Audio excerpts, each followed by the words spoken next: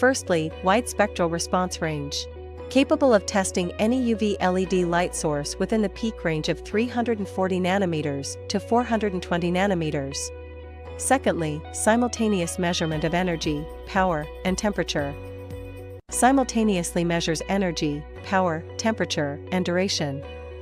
Displaying power and temperature curves for analyzing light source efficiency changes. Thirdly, designed for high temperature durability. Capable of prolonged operation in environments up to 100 degrees Celsius. Fourthly, 2 measurement modes option. Allows switching between manual and auto modes based on different testing environments. Lastly, supports PC software. Connects via USB to computer software for data retrieval and test report generation. LS128 is the preferred choice for measuring UV LED light source energy and power.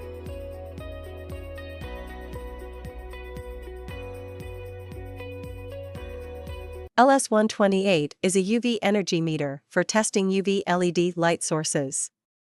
Power and temperature probes on the back of the instrument.